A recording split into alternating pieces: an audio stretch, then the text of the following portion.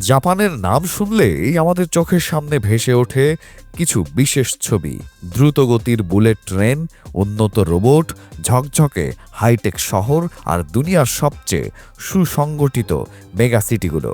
মনে হয় যেন পুরো দেশই ভিড় আর আলোয় ভরা। কিন্তু বাস্তবতা আসলে একেবারেই ভিন্ন। আপনি যদি জাপানের মানচিত্রটা ভালো করে দেখেন তাহলে একটা অদ্ভুত প্যাটার্ন চোখে পড়বে। দেশ ছোট, জনসংখ্যা অনেক বেশি, জমিরও অভাব আছে, তারপরও এর বিশাল একটা অংশ প্রায় ফাঁকা পড়ে আছে। বিশেষ করে পশ্চিমের দিকের এলাকা, যেখানে নেই টোকিওর মতো ঘনবসতিপূর্ণ শহর, নেই লম্বা টানা আরবান বেল্ট, নেই তেমন কোনো কোলাহল। একবার ভাবুন তো, যেখানে প্রতিটা ইঞ্চি জমির দাম সোনার মতো, সেখানে কোনো দেশ এত বড় অংশ ফাঁকা রেখে দেয় কেন? এটা কি শুধু কাকতালীয়, নাকি এর পেছনে লুকিয়ে আছে ভূগোল, ইতিহাস আর প্রকৃতির কোনো বড় গল্প? বিশ্বের বিস্ময়ের আজকের এই ভিডিওতে আমরা সেই রহস্যের স্তরগুলো একে একে খুলে দেখব। চলুন জেনে নেওয়া যাক জাপানের আসল গল্প। জাপানে যেমন অসংখ্য ভালো দিক আছে, তেমনি রয়েছে অনেক সমস্যা। কিন্তু সবচেয়ে অদ্ভুত বিষয়টা না এর বুড়িয়ে যাওয়া জনসংখ্যা, না এর টেকনোলজি, না এর সংস্কৃতি। সবচেয়ে বিস্ময়কর ব্যাপার হলো এখানকার মানুষের বসতি স্থাপনের প্যাটার্ন। জাপানে অসংখ্য আইল্যান্ড আছে, তারপরেও জনসংখ্যা মাত্র কয়েকটা নির্দিষ্ট এলাকায় সীমাবদ্ধ, আর সেটাও প্রায় একটা সোজা লাইনের মতো। প্রশ্ন উঠতেই পারে, এত অ্যাডভান্স দেশ যেখানে প্রায় সবকিছু সমাধান মেশিন আর অটোমেটিক সিস্টেমে, সেখানে মানুষ এত ছোট জায়গায় গাদাগাদি করে থাকে কেন? যদি বর্তমান জাপানের কথা বলি, আজ দেশটির জনসংখ্যা প্রায় 12.3 কোটি মানুষ, আর জনসংখ্যার দিক থেকে এটি বিশ্বের 11তম বৃহত্তম দেশ। কিন্তু আপনি কি কখনো জাপানের পপুলেশন ডেনসিটি ম্যাপ দেখেছেন? যদি না দেখে থাকেন তাহলে এবার মন দিয়ে কল্পনা করুন, কারণ এখন আপনি একটা অদ্ভুত বিষয় লক্ষ্য করতে যাচ্ছেন। জাপানের মানুষ পুরো দেশে সমানভাবে ছড়িয়ে নেই, বরং তারা বসবাস করে একটি লম্বা, সরু এবং প্রায় সোজা লাইনের মধ্যে। হ্যাঁ, আপনি ঠিকই শুনছেন। জাপানের পপুলেশন ডেনসিটি ম্যাপ দেখলে বোঝা যায় এই জনসংখ্যার লাইনটি দক্ষিণ পশ্চিম দিক থেকে শুরু হয়ে দক্ষিণ পূর্ব পর্যন্ত বিস্তৃত। এর দৈর্ঘ্য প্রায় 1200 কিলোমিটার, কিন্তু প্রস্থ খুবই কম। তারপরে অবাক করার মতো বিষয় হলো এই সরু লাইনের মধ্যেই বাস করে প্রায় 8 কোটি মানুষ। আবার একবার জাপানকে ভালো করে দেখুন। এই যে জনসংখ্যার লাইনটা, এটা জাপানের মোট জমির 10%-এরও কম অংশ।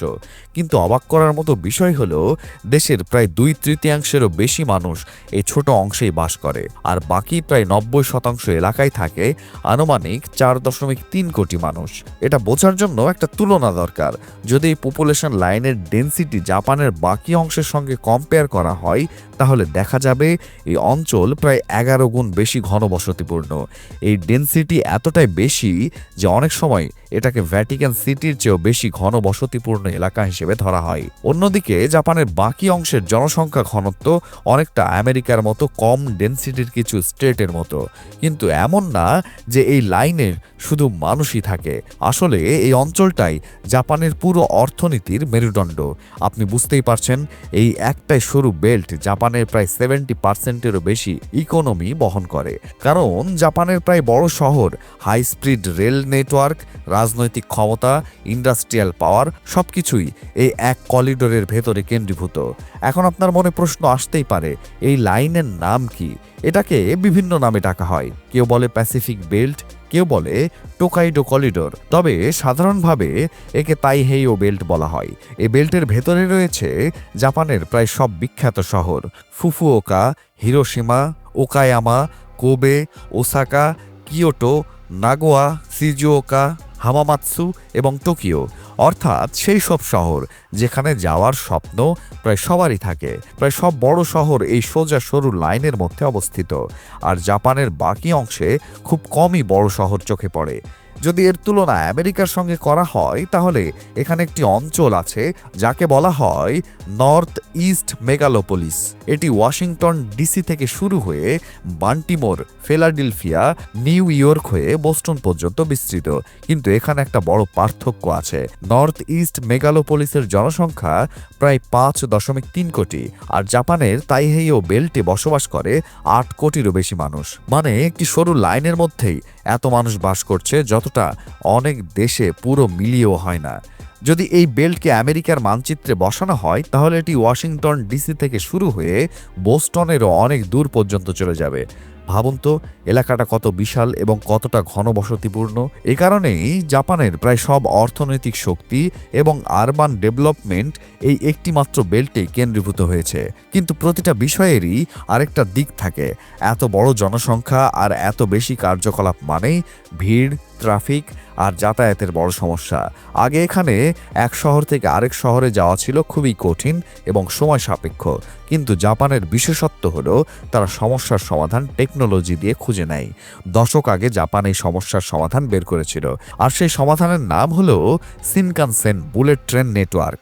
আজ টোকিও থেকে ওসাকার দূরত্ব এই ট্রেন মাত্র 3 ঘন্টায় অতিক্রম করে ফেলে। অন্যদিকে আমেরিকার বোস্টন থেকে ওয়াশিংটন ডিসি যেতে প্রায় 6 ঘন্টা 40 মিনিট সময় লাগে।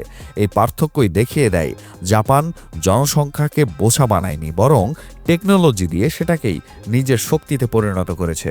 এখন আপনার মনে প্রশ্ন আসতেই পারে, আমরা আমেরিকা আর জাপানের এত তুলনা করছি কেন? আমরা কি আসল প্রশ্ন ভুলে গেছি? না, আমরা আসল প্রশ্ন ভুলে যাইনি। চলুন এবার আসল প্রশ্নে ফিরে যাই। কেন জাপানের জনসংখ্যা শুধু এই অঞ্চলে গুটিয়ে আছে আর দেশের বাকি বিশাল অংশ প্রায় ফাঁকা কেন পড়ে আছে? এর উত্তর একটা নয়, বরং কয়েকটি বড় কারণের মধ্যে লুকিয়ে আছে। প্রথম কারণ পাহাড়, দ্বিতীয় কারণ সমুদ্র, তৃতীয় কারণ মাঠ বা সমতল ভূমি, চতুর্থ কারণ ইতিহাস, আর পঞ্চম কারণ সমুদ্র স্রোত। চলুন একে একে এই সব কারণের পর্দা তুলে দেখি। জাপান আসলে পাহাড়ের দেশ। এখানে পাহাড়ের যেন এক বিশাল জাল বিছানো আছে। ইনফ্যাক্ট জাপান পৃথিবীর সবচেয়ে বেশি পর্বতময় এলাকাগুলোর একটি। জাপানে প্রায় 73% জমি পাহাড়ি, আর মাত্র 25 থেকে 27% এলাকা বসবাস বা চাষাবাদের উপযোগী। এর মানে হলো শহর গড়ার মতো পর্যাপ্ত জমি জাপানের হাতে নেই। চাষাবাদের জন্য সমতল জমি কম, আর রাস্তা বা বড় ইনফ্রাস্ট্রাকচার তৈরি করা অত্যন্ত কঠিন। এ কারণেই জাপানের মানুষ বাধ্য হয়ে সেই সীমিত সমতল এলাকাতেই বসতি করেছে, আর ধীরে ধীরে সেই জায়গাতেই তৈরি হয়েছে আজকের এই উচ্চ পপুলেশন ডেনসিটি। আপনি যদি জাপানের টোপোগ্রাফিক ম্যাপ দেখেন তাহলে স্পষ্টভাবে 3টি বড় ফ্ল্যাট এরিয়া দেখতে পাবেন। প্রথম নম্বরে আসে কান্তো প্লেন। কান্তো প্লেন জাপানের সবচেয়ে বড় এবং সবচেয়ে গুরুত্বপূর্ণ সমতল এলাকা, যা হনশু দ্বীপের মধ্য-পূর্ব অংশে অবস্থিত। এটি প্রায় 17,000 বর্গ কিলোমিটার এলাকা জুড়ে বিস্তৃত। এই অঞ্চলের মধ্যেই রয়েছে টোকিও, চিবা, সাইতামা এবং কানাগাওয়া, এই গুরুত্বপূর্ণ প্রিফেকচারগুলো। জাপানের সবচেয়ে বেশি জনসংখ্যা এবং বৃহৎ ইন্ডাস্ট্রিয়াল কার্যক্রম যেমন কিহিন ইন্ডাস্ট্রিয়াল জোন সবই এই উর্বর অঞ্চলে গড়ে উঠেছে। এটিকে বিশ্বের সবচেয়ে বড় মেট্রোপলিটন এরিয়া বলা হয়। এখানে প্রায় 4.1 কোটিরও বেশি মানুষ বাস করে। দ্বিতীয় নম্বরে আসে কিনকি সমভূমি, যাকে কানসাই অঞ্চল নামেও চেনা হয়। এটি হংসু দ্বীপের দক্ষিণ মধ্য অংশে অবস্থিত এবং গুরুত্বপূর্ণ সমতল এলাকা, যা জাপানের সংস্কৃতি এবং ঐতিহাসিক কেন্দ্র হিসেবে কাজ করে। এই অঞ্চলের মধ্যে রয়েছে ওসাকা, কিয়োটো, নারা এবং কোবে, এমন শহরগুলো যেগুলো তাদের প্রাচীন মন্দির, ঐতিহ্যবাহী সংস্কৃতি এবং আধুনিক মহানগর জীবনের জন্য বিখ্যাত। এখানে প্রায় 1.9 কোটি মানুষ বাস করে। তৃতীয় সমতল এলাকা হল নোবি প্লেইন। এটি জাপানের একটি গুরুত্বপূর্ণ এবং অত্যন্ত উর্বর ভূমি, যা নদীগুলোর বয়ে আনা পলিমাটি দিয়ে গঠিত। এটি মধ্য হংসুর আইচি এবং গিবু প্রিফেকচারে প্রায় 1800 বর্গ কিলোমিটার এলাকা জুড়ে বিস্তৃত। কিশো, নাগারা এবং ইচি, এই 3টি নদী হাজার হাজার বছর ধরে পলি জমিয়ে এই সমতল তৈরি করেছে।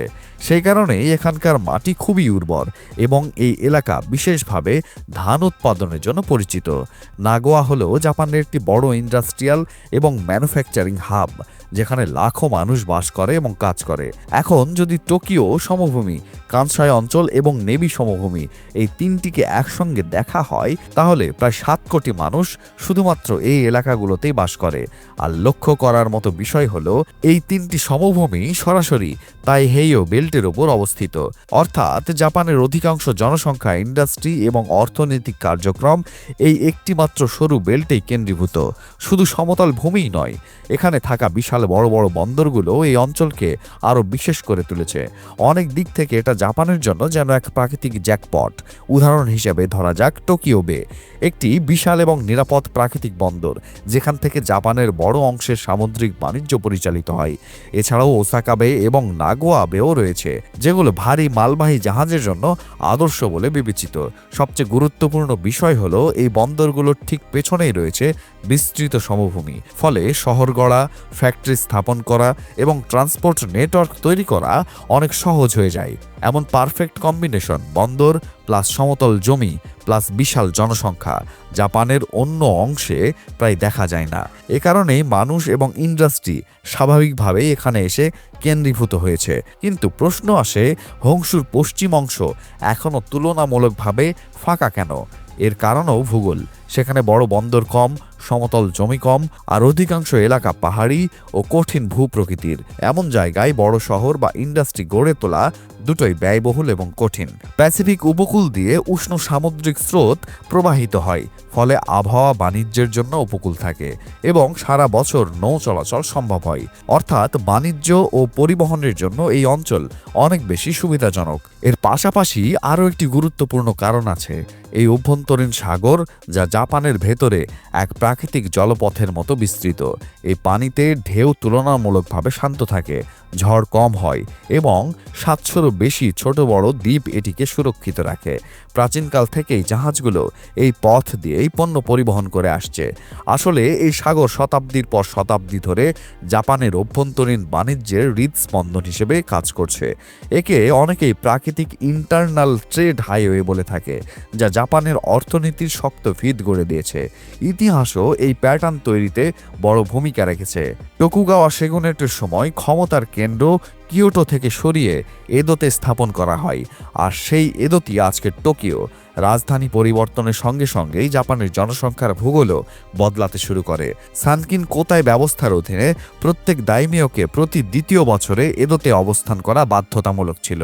এই নিয়ম পুরো দেশকে রাজধানীর সঙ্গে যুক্ত করে দেয়। দাইমিয়োরা তাদের সঙ্গে শত শত সৈনিক, কর্মচারী এবং ব্যবসায়ী নিয়ে আসত। তাদের থাকা খাওয়া সরবরাহ ও বিভিন্ন পরিষেবার চাহিদা এদোর আশেপাশে দ্রুত বাজার, সড়ক এবং বাণিজ্যিক নেটওয়ার্ক গড়ে তোলে। ধীরে ধীরে সড়ক তৈরি হয়, ইন্টারন্যাশনাল ট্রেড বাড়ে এবং অর্থনৈতিক কার্যক্রম প্যাসিফিক উপকূল বরাবর আরও শক্তিশালী হয়ে ওঠে। অর্থাৎ একটি রাজনৈতিক সিদ্ধান্ত সরাসরি অর্থনৈতিক মানচিত্র বদলে দেয়। শুধু ইতিহাস নয়, সামুদ্রিক স্রোত এবং জলবায়ুও বড় ভূমিকা রেখেছে। কুরোশিও কারেন্ট হল প্যাসিফিক উপকূল ঘেঁষে প্রবাহিত একটি উষ্ণ সামুদ্রিক স্রোত। এর কারণেই টোকিও ও আশেপাশের অঞ্চল তুলনামূলকভাবে উষ্ণ থাকে, ফলে এখানে সারা বছর আবহাওয়া মোটামুটি স্থিতিশীল থাকে। না অতিরিক্ত ঠান্ডা পড়ে, না বন্দর জমে যায়।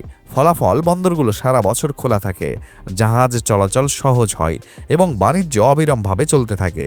এর বিপরীতে জাপানের পশ্চিম উপকূল শীতল স্রোত এবং ভারী তুষারপাতের প্রভাব থাকে। শীতকালে এখানে মোটা বরফ জমে যায়, তাই একে প্রায় স্নো কান্ট্রি বলা হয়। এমন পরিস্থিতিতে ট্রান্সপোর্ট, কৃষি এবং বাণিজ্য তিনটি কঠিন হয়ে পড়ে। স্বাভাবিকভাবেই মানুষ এখানে বসতি স্থাপন কম পছন্দ করে, আর সেই কারণেই সময়ের সঙ্গে সঙ্গে অধিকাংশ জনসংখ্যা ভালো আবহাওয়া, খোলা বন্দর এবং বেশি সুযোগ সুবিধা সম্পন্ন প্যাসিফিক পাশের দিকে সরে এসেছে। তাহলে পরিষ্কার, জাপানের এই সোজা পপুলেশন লাইন কোনো কাকতালীয় বিষয় নয়। এটা শুধু আধুনিক প্ল্যানিংয়েরও ফল নয়, বরং পাহাড়, সমভূমি, প্রাকৃতিক বন্দর, ইতিহাস, রাজনীতি এবং জলবায়ু, এই সব কিছুর মিলিত প্রভাবের ফল। ভূগোল পথ তৈরি করেছে, ইতিহাস তাকে দিক নির্দেশ দিয়েছে, আর মানুষ সেই পথ ধরেই শহর ও ইন্ডাস্ট্রি গড়ে তুলেছে। আজ পরিস্থিতি এমন যে জাপানের জীবন, তার শক্তি এবং পুরো অর্থনীতি তাইহেইও বেল্টেই স্পন্দিত হয়। আজকের জন্য এতটুকুই। ভিডিও ভালো লাগলে অবশ্যই লাইক এবং শেয়ার করবেন, আর আমাদের চ্যানেল বিশ্বের বিষয় সাবস্ক্রাইব করতে ভুলবেন না। ধন্যবাদ।